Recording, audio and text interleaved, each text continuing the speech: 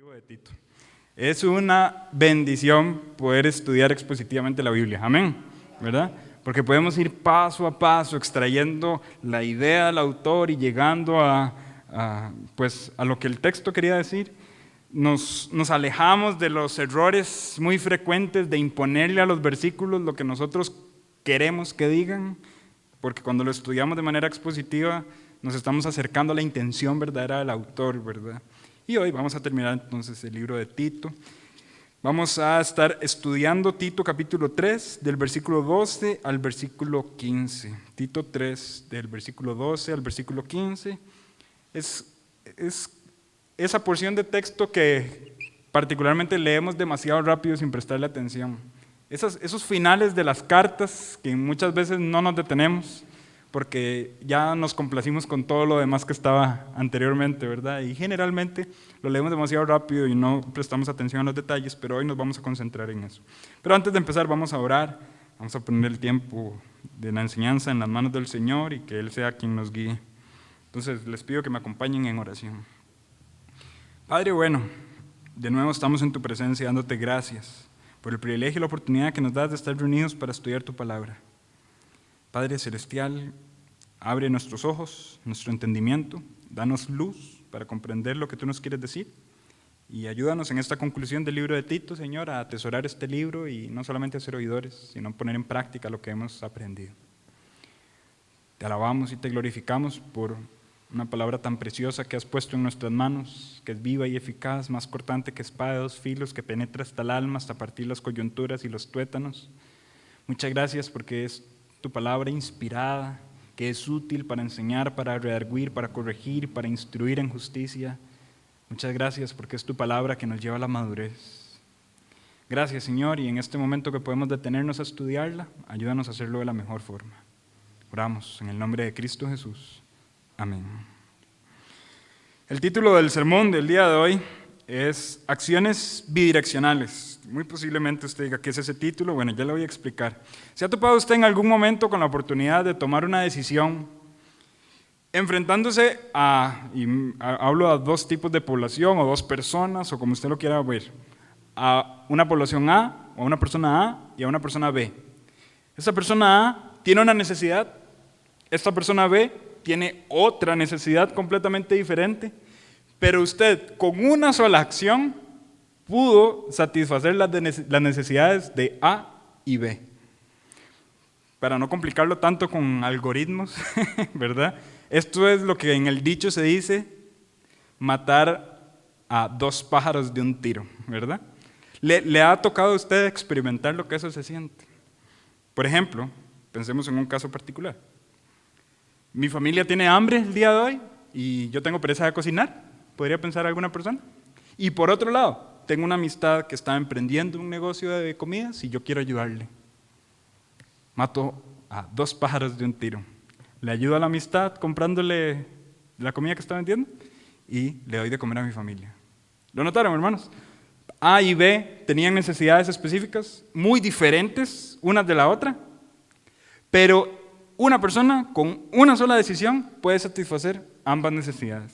Eso es lo que a forma de título yo le llamé acciones bidireccionales.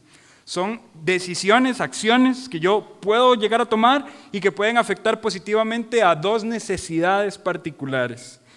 En esta despedida del apóstol Pablo, en esta carta, vemos algo de eso y algo que es particularmente interesante. Podríamos ver primeramente que Pablo tiene ciertas necesidades, pero cómo la forma en la que se suplen las necesidades de Pablo también afectan positivamente a otros grupos. Podemos ver que dos nombres que aparecen allí, como Zenas y Apolos, tienen necesidades, pero en la misma forma en la que se interviene en esa acción, se satisfacen necesidades de otros. Y podemos ver eventualmente cómo la iglesia en Creta tiene necesidades, pero que estas necesidades también satisfacen las necesidades de otros. Y eventualmente esto es lo que nos puede enseñar Tito capítulo 3 del 12 en adelante.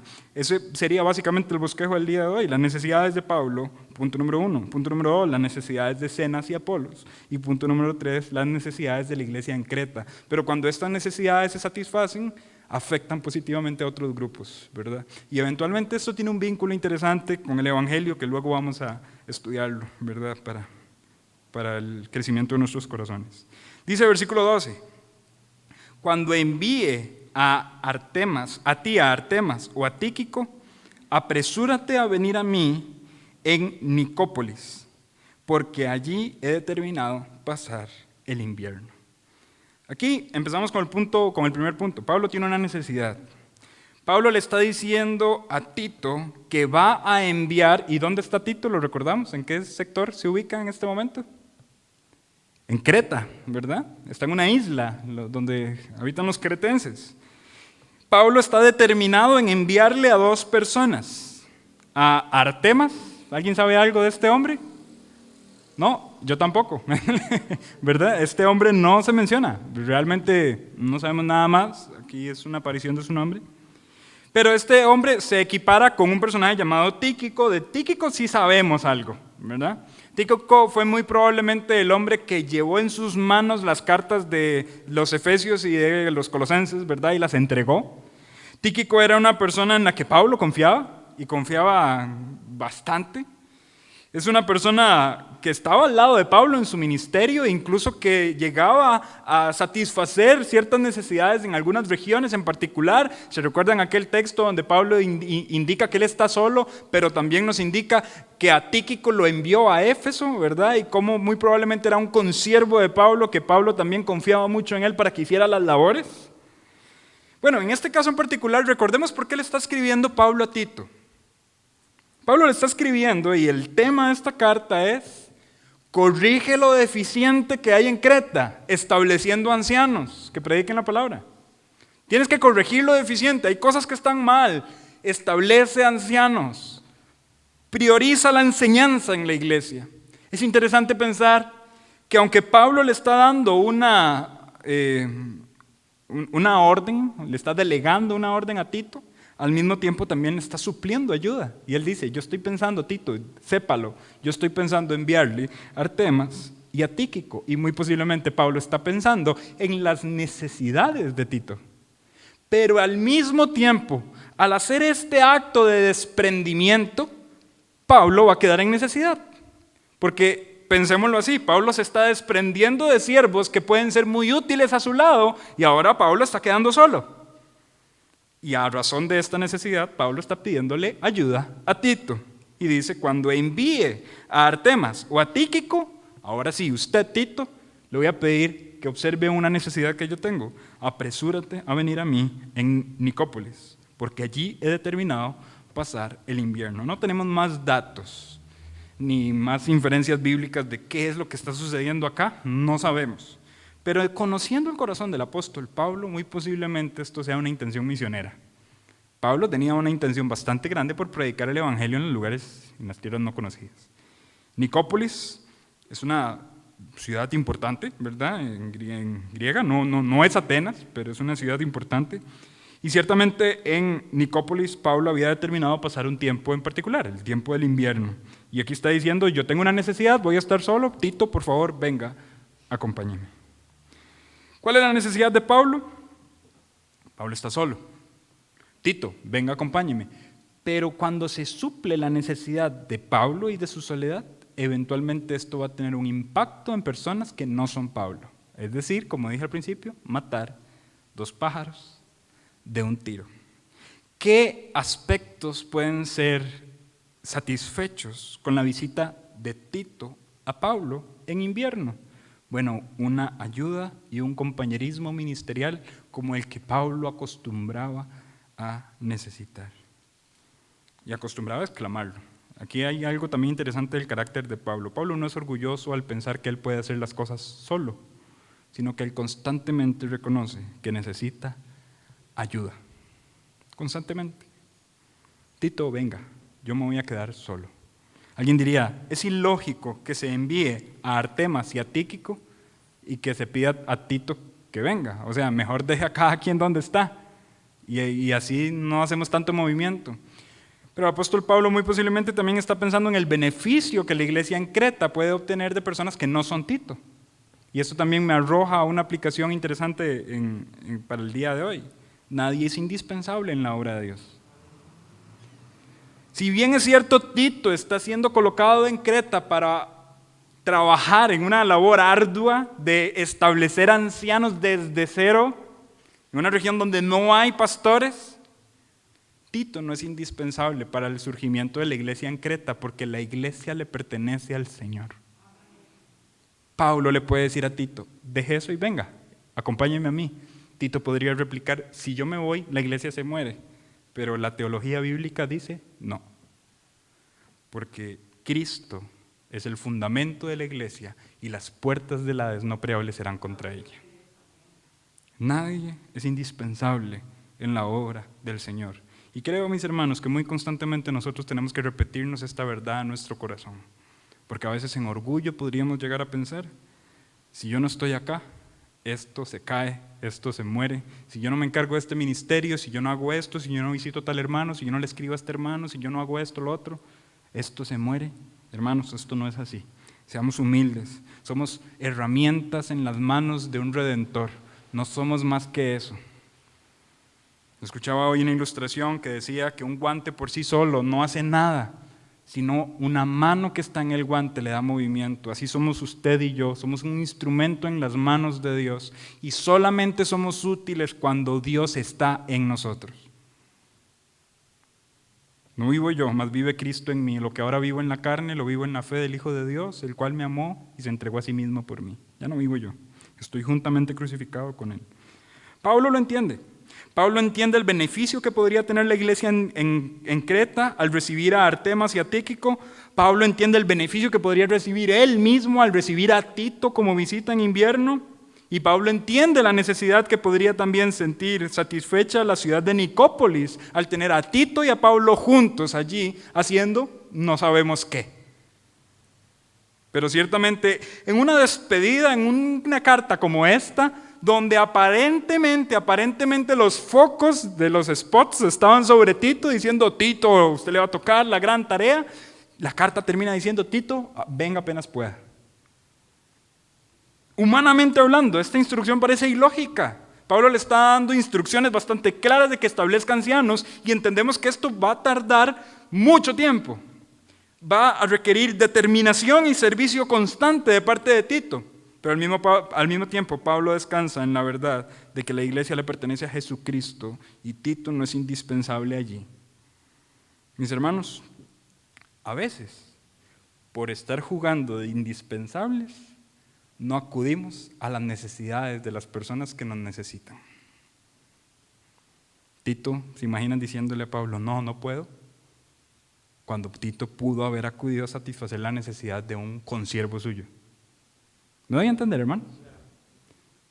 Alguna persona expresa una necesidad en su corazón y a veces yo, jugando indispensable en el ministerio, le digo, no, estoy muy ocupado en la obra de Dios. Cuidado. Este no es el único punto. Hablamos ya entonces de las necesidades de Pablo y cómo satisfacer estas necesidades puede satisfacer las necesidades de otros grupos en particular. Pero eventualmente el texto continúa en el versículo 13 y dice, a Zenas, intérprete de la ley, y a Apolos, encamínales con solicitud, de modo que nada les falte. ¿Quiénes son Zenas y Apolos? De nuevo, de Zenas no tenemos mucho, nada más lo que se nos dice acá. ¿Qué se nos dice acá? Que es intérprete de la ley. En el original griego eso también se podría traducir como experto en la ley. Hay una contradicción de comentarios, especialmente en aquellas personas que consideran que Zenas no es judío. Entonces, muy posiblemente le aplican esa expertise en la ley a la ley romana y no a la ley judía, pero algunos creen, al menos yo me inclino a pensar que es un judío, ¿verdad? Y que es un judío experto en la ley mosaica, pero no podemos hacer más que suponer, ¿verdad? Porque no tenemos datos tan exactos. Ya sea un experto en la ley romana o un experto en la ley judía, lo cierto es que fue a Creta por alguna razón. ¿Por qué? Porque, vamos a ver, el versículo 13 dice, a Zenas, intérprete de la ley, y a Apolos, encamínales con solicitud. Ellos vienen llegando a Creta y ahora se les está pidiendo a Tito y a los cretenses que los encaminen. Ya vamos a ver qué es eso. ¿Por qué razón ellos llegaron a Creta? Bueno, la conclusión más razonable de esto es pensar que ellos son los que llevan la carta. Pablo los está enviando con la carta a Tito en Creta y ahora le está pidiendo a Tito, ellos que llevan la carta, por favor, encamínelos. Encamínalos con gran solicitud. Entonces, ellos tienen una necesidad. Van llegando a Creta, muy posiblemente van llegando con la carta, y ahora Pablo le dice, tenga cuidado de ellos. Me llama la atención lo siguiente, que Zenas es intérprete de la ley, dejando de un lado que posiblemente sea experto en la ley romana, supongamos, solo supongamos, que es un experto en la ley judía, o que lo fue antes de su conversión a Cristo, y que eventualmente utilizó su conocimiento en la ley para conocer más al Señor, como debería ser. El Antiguo Testamento nos apunta a Jesucristo. Amén. Supongamos eso. Si nos devolvemos unos versículos más atrás, capítulo 3, versículo 9, que lo estudiamos hace 2 miércoles, dice, evita cuestiones necias, genealogías, contenciones, discusiones acerca de la ley, porque son vanas y sin provecho. Pablo entiende que hay personas que están utilizando la ley para discusiones necias, sin provecho, pero al mismo tiempo está enviando con la carta en su mano, posiblemente a un experto en la ley. Esto nos dice que muy posiblemente Zenas ya superó esa etapa de discusión y ahora está aplicando su cristianismo en servicio. ¿Me siguieron, hermanos?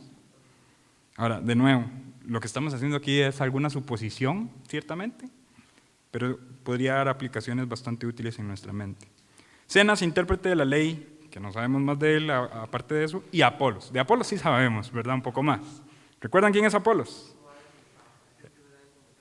Exactamente, un ministerio en Éfeso, eventualmente hubo un matrimonio que lo confrontó porque aunque era un varón muy elocuente, no estaba enseñando exactamente las verdades del Evangelio. ¿Se recuerdan cómo se llamaba ese matrimonio? Priscila y Aquila, ¿verdad? Son matrimonio, no son amigos, ¿verdad? Aunque los dos nombres suenan. Priscila a veces en el Nuevo Testamento también se menciona como Prisca. Entonces, Prisca y Aquila, que no es nombre de mujer, es nombre de hombre. Aquila es nombre de hombre, ¿verdad? Son un matrimonio que tenía mucha cercanía con el apóstol Pablo. De hecho, tenían el mismo oficio en algún momento particular, ¿verdad? Y ambos construían tiendas. Ellos eventualmente se acercaron a Apolos y lo encaminaron en las verdades del Evangelio. Apolos fue un gran siervo de Dios. Incluso podemos intuir que hubo una iglesia que prácticamente había una facción de Apolos, ¿verdad? ¿Se recuerdan cuando decía, unos dicen, yo soy de Pablo, otros dicen, yo soy de Apolos? Y ahí estaban los super espirituales que decían, yo soy de Cristo, ¿verdad? Pero ciertamente era un hombre importante porque si nos ponemos a pensar así, en esas facciones de iglesia, competía con Pablo, ¿verdad? Había una facción de Pablo y había una facción de Apolos. Eventualmente cuando Pablo escribe a los Corintios dice, todo eso está mal, nadie es de nadie, todos somos de Cristo, ¿verdad? Sin embargo, de Apolos sí tenemos un poco más de material. Muy posiblemente cuando Pablo los está enviando acá, a Creta, también los está enviando con una intención de servicio. En Creta hay una necesidad, ya hablamos de ella. Corrige lo deficiente, Tito, establece ancianos en cada ciudad. Bueno, claramente Pablo no está dejando solo a Tito, sino que le está enviando, primeramente tiene la intención de enviarle a Artemas y a Tíquico, y ahora con la carta en sus manos, muy posiblemente le está enviando a Zenas y a Apolos. Y estoy seguro que ellos van allí para hacer ayuda en la región de Creta. Ahora, Zenas y Apolo, ¿van a suplir una necesidad? Sí. Pero, ¿tienen una necesidad de ellos? También. Ahí hay 2 pájaros en un tiro. ¿Cuál es la necesidad de Apolos y de Zenas? Bueno, que tienen que ser encaminados por la iglesia. Cuando nosotros leemos la palabra encaminadles, en el original griego esto se podría traducir como ir delante de. Y esta frase, encaminadles con solicitud, en muchas ocasiones del Nuevo Testamento tiene que ver con apoyo económico, ¿verdad? La más famosa y que constantemente hemos hecho referencia a eso es Pablo escribiéndole a los romanos, ¿verdad? Y recuerdan que Pablo no había visitado la iglesia en Roma, tiene el deseo de ir y dice, yo tengo el deseo de ir donde ustedes para que ustedes me encaminen y yo llegar a España. Entonces, esa frase, encaminar, en todos los contextos prácticamente tiene que ver con apoyo misionero. Son iglesias que están dando soporte a las personas que están haciendo labor misionera y le están ayudando para que lleguen a los destinos donde ellos quieren ir a predicar el Evangelio. Eventualmente, Zenas y Apolos están llevando la carta a los cretenses. pero al mismo tiempo ellos tienen la necesidad de sostén. Y aquí Pablo le dice a Tito y a la iglesia en Creta, sírvanles a ellos, apartando de su ofrenda y encaminándolos. ¿Me voy a entender, hermanos? El apoyo misionero es completamente bíblico. Nosotros vemos personas, como lo dijo un pastor del tiempo antiguo, descendiendo al pozo, pero ellos deben hacerlo mientras otros sostienen la cuerda. Y muchas personas en la labor misionera están dispuestos a descender al pozo, pero ahí es donde la iglesia también interviene, sosteniendo la cuerda para que esas personas tengan sus necesidades básicas debidamente suplidas y puedan enfocarse en hacer la obra del Señor. Amén. Esto es también un ánimo para que nosotros pensemos en los misioneros y pensemos cómo involucrarnos para que ellos sientan el apoyo y la cercanía de las iglesias locales. Es un ánimo para que no pensemos que los líderes simple y sencillamente están para servir, sino que también hay un privilegio en que la iglesia apoye y sostenga a sus líderes. Amén. Hacen las intérpretes de la ley, encamínales con solicitud, y vean cómo dice, de modo que nada les falte, que no pasen necesidades. Encamínenles de modo que nada les falte. Esto hace eco en la frase con solicitud, con determinación. Tenemos que hacerlo bien hecho, y si vamos a sostener a alguien, hagámoslo de una manera bien hecha. Ahora bien, Pablo tenía una necesidad, él iba a quedar solo, pero suple esa necesidad mandando a traer a Tito. Zenas y Apolos tienen una necesidad, sí, están llegando sin sostén, pero al mismo tiempo la iglesia en Creta puede apoyarlos. Ahora, pensemos en la iglesia en Creta. ¿Cuál es la necesidad que tienen los cretenses? Podríamos irnos al contexto inmediato de la carta y decir, los cretenses tienen la necesidad de pastores. Es cierto, pero estos pastores les van a predicar, esos ancianos les van a predicar para que ellos crezcan en su vida espiritual y muestren su cristianismo al mundo. Y eventualmente, entonces, los cretenses tienen una necesidad, ser vistos como creyentes piadosos en medio de una sociedad corrupta. Ya hemos hablado de cómo eran conocidos los cretenses, ¿verdad?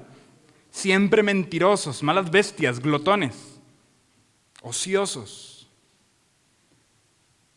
Se dice que incluso los contrataban como sicarios. Eso se habla de las personas en Creta. Ya habíamos hablado de esto, pero hay una palabra griega que es cretizo, y esa palabra se utiliza para traducir a mentiroso, ¿verdad? Es como que el equivalente a la hora tica, pero un poco más grave, ¿verdad? Ya todo el mundo sabe que hora tica es que llegamos tarde. Bueno, los cretenses, si alguien escuchaba la palabra en griego, cretizo, ya sabía que se refería a un mentiroso. Pero ahora los creyentes son distintos. Los cretenses creyentes en Cristo Jesús son diferentes y tienen que dar reflejo del cambio que ocurrió en ellos. Ellos tienen una necesidad de ser vistos como piadosos en medio de una sociedad corrupta. Y podemos resumir esta necesidad en lo siguiente: ellos tienen una necesidad de buenas obras. Y de hecho es tema de la carta. Devolvámonos un momento. Capítulo 3. Versículo 8, palabra fiel es esta, y en estas cosas quiero que insistas con firmeza para que los que creen en Dios procuren ocuparse en buenas obras. Estas cosas son buenas y útiles a los hombres.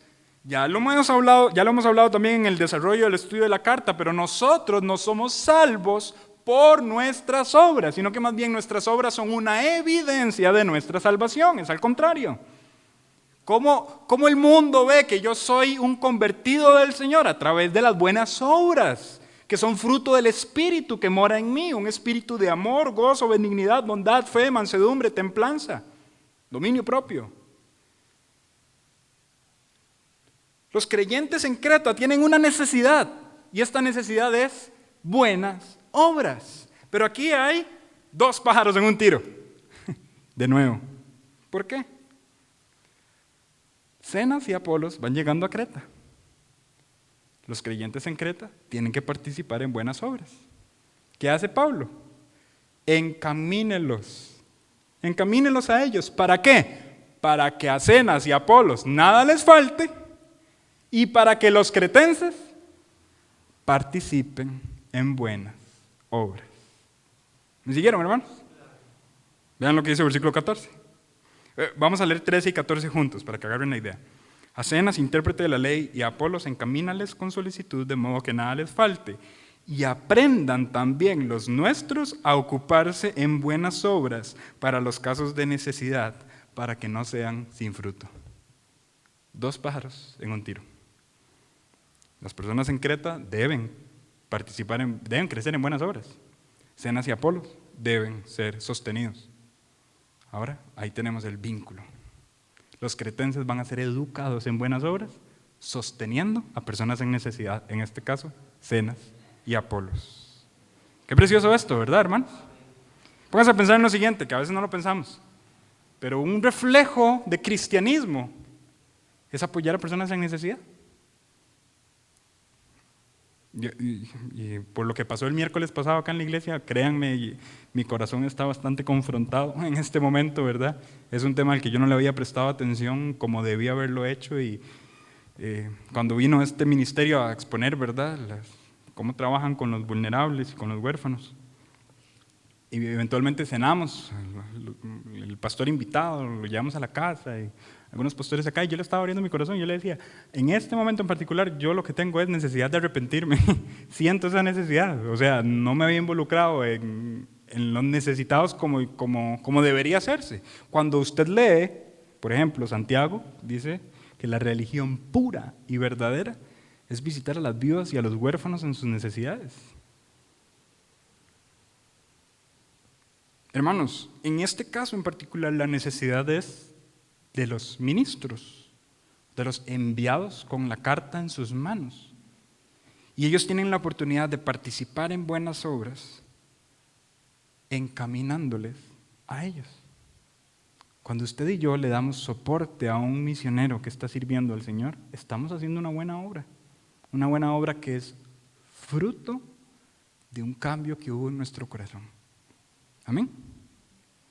Eso es precioso, hermanos. Y yo fui también confrontado con esto. Y de nuevo, aquí asombrosamente aparece esta verdad de 2 pájaros en un tiro, ¿verdad? Zenas y Apolos tienen una necesidad financiera o de sostenimiento.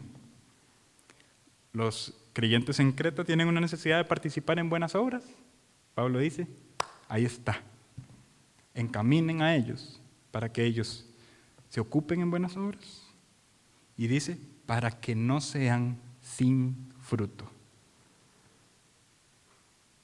Hermanos, tenemos que estar intensamente preocupados para que nuestras vidas reflejen fruto. Fruto. Y el fruto es eso, participar en las vidas de otros, en las necesidades de otros. Hace como un par de años, Felipe me dio un regalo de Navidad, aunque ustedes entienden que no fue Felipe, sino que Melanie lo compró y en la etiqueta puso Felipe. ¿Verdad? En este mes cumple 4 años apenas, entonces ya entenderán por qué. Pero en ese regalo, así uno de los mejores regalos que me ha dado Felipe y ni siquiera tenía entendimiento de ello. Era un libro que se llamaba El enrejado y la vid, de 2 autores que se llamaban Tony Payne y Connie Marshall. Y en ese libro se relataba de forma alegórica cómo algunas personas, hablando en términos de iglesia, se enfocan en embellecer los enrejados de madera, sobre los cuales trepa la enredadera de la vid, pero invierten día tras día tras día en el enrejado. Lo lijan, lo barnizan, lo tienen bien bonito, pero no trabajan en la vid. Entonces, por más bonito que se vea el enrejado, si la vid no crece y da fruto, no hay ninguna función del enrejado. Pero usted puede tener un enrejado poco atractivo visualmente, pero si usted está trabajando la tierra y la vid, y esa vid está trepando por ese enrejado y está dando fruto, eso es bueno. Hermanos, de la misma manera, eso refiriéndose a la iglesia, que muchas iglesias se enfocan demasiado en la estructura, ¿verdad? El programa, que los cantos, que el profesionalismo, que la verbalización, que el escenario, que las luces y el fruto. ¿Y el fruto? Bueno, eso mismo se aplica a nuestra vida. Yo puedo estar dándole demasiada estructura a mi conducta cristiana. Yo puedo participar en X y Y ministerio para parecer piadoso. Pero si yo no me estoy deteniendo en pensar cuál es el fruto, hermanos, estamos mal. Pablo está preocupado en este caso para que los creyentes en Creta sean personas con fruto. Dice, para que no sean sin fruto, que den fruto. Y aquí tenemos una oportunidad perfecta para que lo hagan, que den soporte a Zenas y a Apolos. Pensemos, hermanos, cómo estamos dando fruto nosotros en nuestra vida personal. Ahora, retomo.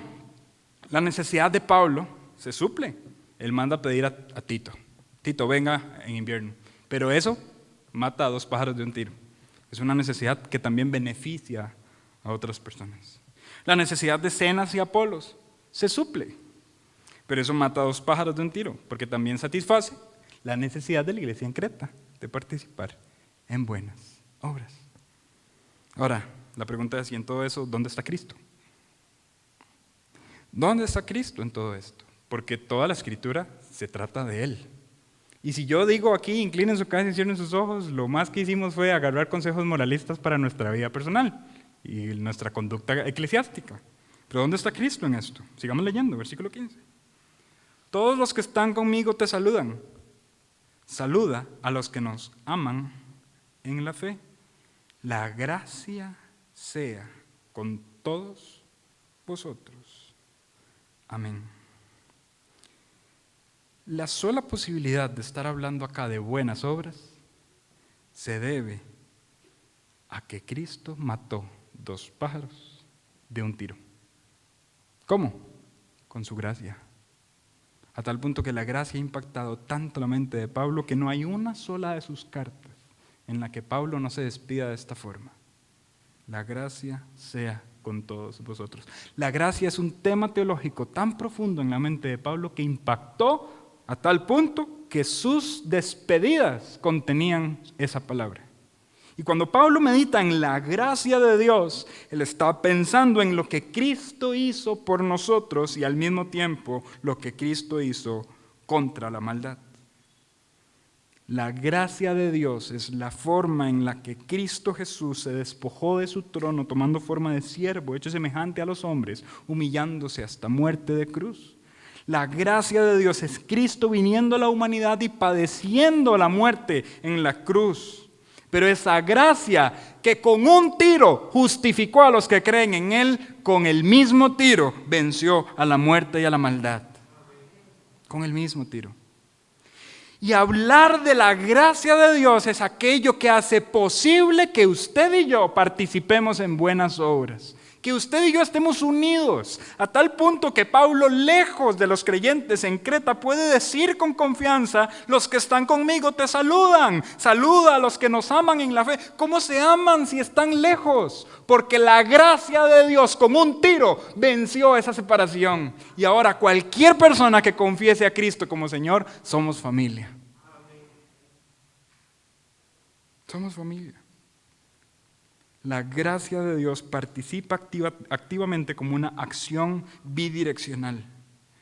Y esta acción vence a la maldad, vence a la muerte, pero da vida y esperanza a los que confían en Él.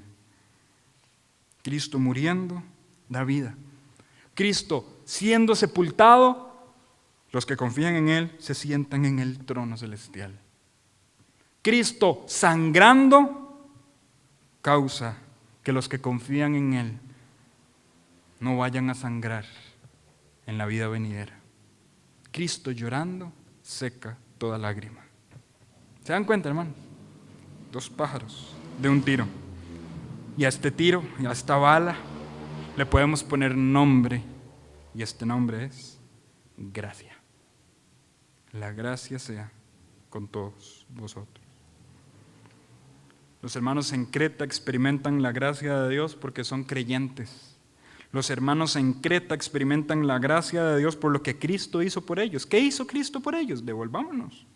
Capítulo 3, versículo 4. Cuando se manifestó la bondad de Dios nuestro Salvador y su amor para con los hombres, nos salvó, no por obras de justicia que nosotros hubiéramos hecho, sino por su misericordia, por el lavamiento de la regeneración y por la renovación en el Espíritu, el cual derramó en nosotros abundantemente por Jesucristo nuestro Salvador, para que justificados por su gracia viniésemos a ser herederos conforme a la esperanza de la vida eterna. Eso hizo Jesús por los cretenses y por todos aquellos que confían en Él. Manifestó su bondad, manifestó su amor, salvó, no por mérito, sino por el lavamiento de la regeneración del Espíritu. Derramó sobre nosotros abundantemente su Espíritu por Cristo nuestro Salvador. Nos justificó, nos declaró justos delante de la corte donde éramos culpables. Y ahora, en vez de ser culpables, somos herederos conforme a la esperanza de la vida eterna. Todo eso es un tiro. Gracia. Pero el mismo tiro vence a la muerte, a la maldad. Vence a las huestes demoníacas. Así que cuando nuestras acciones son bidireccionales, tiene una explicación. La acción suprema que gobierna en nuestros corazones también lo fue. La acción de Cristo se aplicó a dos direcciones. Y su gracia es una bendición para nosotros. Pero es la sentencia a la muerte, al pecado y a Satanás.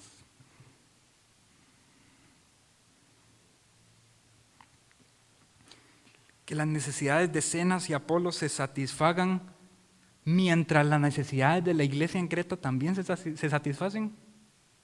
Que las necesidades de Pablo sean satisfechas mientras las necesidades de Nicópolis también se satisfacen.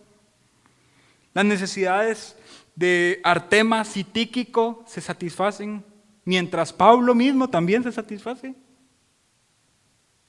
Esto es inexplicable, pero son acciones divinas en nuestros corazones, guiadas por una bala, la gracia de Dios. Y por la gracia de Dios, lo que hagamos puede repercutir positivamente en otros. Piensa en esto, mi hermano. Sin Cristo, todo lo que usted hacía por otros era herir.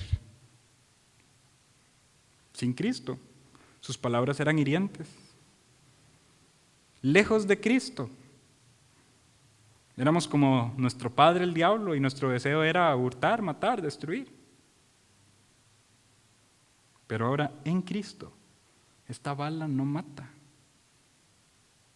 O más bien, no mata lo que la bala pecaminosa sí mata, ¿verdad?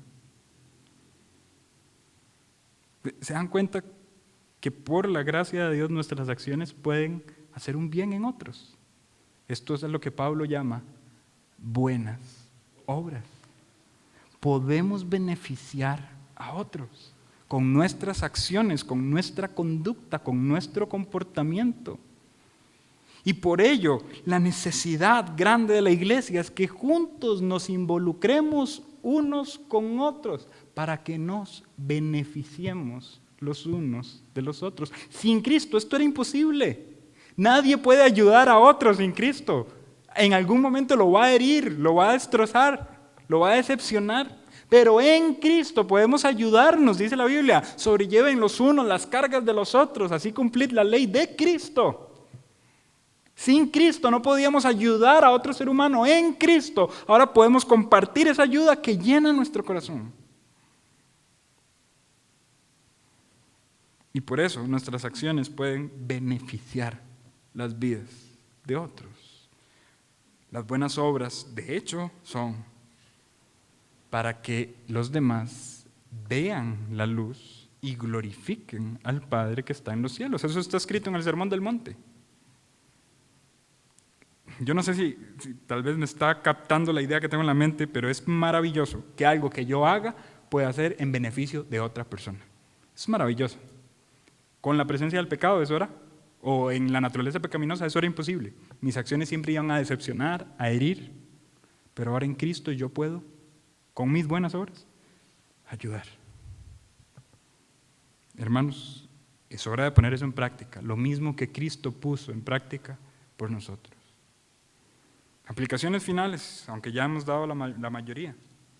Las buenas obras en muchas circunstancias implican que dejemos de pensar en nosotros mismos y pensemos en el beneficio de otros. Al fin y al cabo, eso son buenas obras. Las buenas obras siempre son dirigidas hacia otro, no hacia mí mismo. ¿Me siguen? El apóstol Pablo hizo una buena obra al desprenderse de Artemas y Tíquico. Tito haría una buena obra al desprenderse de su ministerio en Creta para ir a visitar a Pablo. Zenas y Apolos hicieron una buena obra al llevar una carta a una iglesia en necesidad. Creta haría una buena obra al sostener a Zenas y Apolos económicamente. Y todo esto todo eso se explica porque los une la gracia de Dios, a tal punto que se pueden saludar los unos a los otros aunque estén muy lejos. Como dice el versículo 15.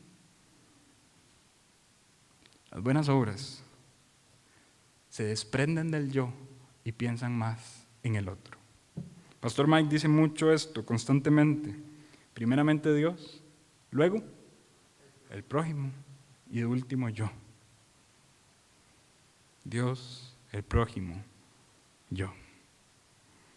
Yo les había comentado, creo, una vez asistí a una reunión matrimonial cristiana. Lamentablemente se suponía que era cristiana, pero el mensaje no era cristiano. Perdón por juzgar.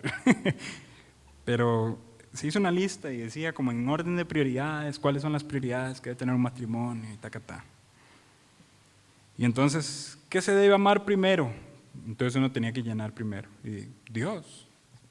¿Qué se debe amar segundo? Entonces, mi esposa y yo pusimos al otro, al prójimo.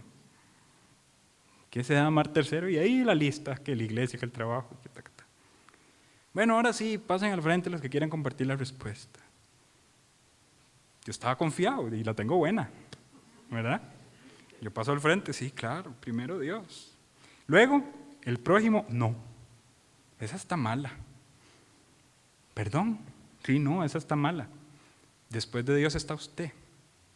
Y el argumento era el siguiente, porque el texto dice, amarás a tu prójimo como a ti mismo. Entonces, usted no puede amar al prójimo si primero no se ama a usted. Hermanos, eso es humanismo. Eso es humanismo. Invitarnos a amarnos a nosotros mismos es humanismo. El texto da por sentado que ya nos amamos de más. Entonces, así como nos amamos a nosotros mismos, deberíamos primero poner al prójimo. ¿Me voy a entender? Pero ahí se nos estaba dando una lección humanista. Primero, ámese usted mismo, porque usted no puede amar al prójimo sin antes amarse. Bueno, yo me senté avergonzado por tener la respuesta mala, pero mucho más avergonzado por la calidad de la enseñanza. No, hermanos, el corazón humano es tan perverso que ya venimos con la predisposición de amarnos más de lo que deberíamos. Pero la acción de las buenas obras que el Espíritu Santo genera en nosotros es poner por encima al hermano que a mí mismo. Eso se estaba dando en un curso matrimonial. Y se estaba invitando a las personas, primero ámese usted para que luego ame a su cónyuge. Eso va a provocar divorcios. Si yo me pongo primero que mi pareja, el matrimonio no es eso. Cristo se dio por la iglesia. Hermanos, las buenas obras piensan más en otro que en mí mismo. Y aquí la aplicación es, alejémonos del amor propio. Pero esto es un tema tan sonado hoy en día. Amémonos, aprendamos a amarnos, cultivemos el amor propio, apapáchese. Cuidado, por tendencia, ya estamos inclinados a hacer de nosotros mismos un ídolo en nuestra vida. Estamos inclinados a eso. Nuestra naturaleza es ponernos por encima de todo y más bien tenemos que sublevar ese ídolo y colocar al Señor en el trono y demostrar nuestro amor al prójimo y quedar nosotros de último como siervos. Con el mismo ejemplo que el Señor Jesucristo se despojó de sus vestimentas, tomando la forma y la vestimenta de siervo y lavó los pies de los discípulos en el mesón.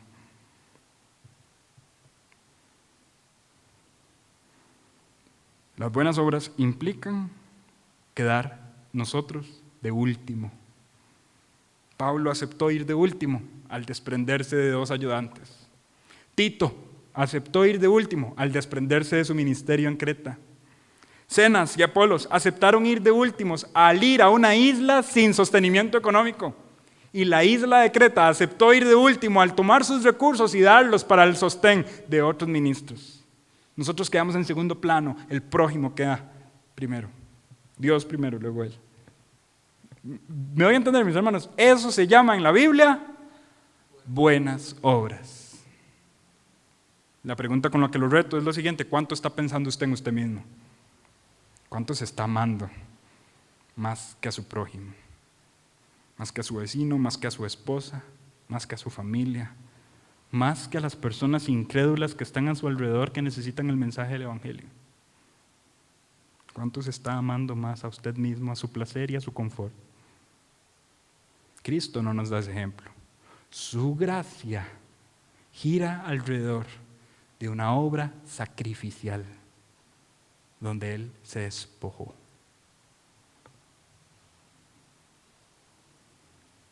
Y ahora nos ha dado ejemplo para que sigamos sus pisadas. Ejemplo de humildad. Ese es el argumento de Filipenses capítulo 2, al decir: haya pues en vosotros el mismo sentir que hubo también en Cristo Jesús. ¿Cuál sentir? Humillarnos, despojarnos, servir. Darnos para las necesidades de otros, aunque esto implique posponer las necesidades personales. Esto es cristianismo, esto es buenas obras. Y esa es la forma en la que deberíamos conducirnos. Y ese es el mensaje final, meditando en la gracia de Dios, en la forma en la que Cristo se desprendió por nosotros y cómo esto nos motiva a nosotros a hacer acciones para el bien de otros, poniendo a otros antes que a nosotros mismos. Y con esas buenas obras, con una bala podemos matar 2 pájaros, podemos hacer acciones bidireccionales y beneficiar a cuanta persona usted no sepa que está beneficiando a través de sus buenas obras. Y usted no sabe en la vida de quién está impactando usted al hacer buenas obras, que dejen de pensar en usted mismo y piensen en los demás. Que dejemos de ser individualistas y pensemos más en el beneficio del colectivo para la gloria de Dios. Así está diseñada la iglesia.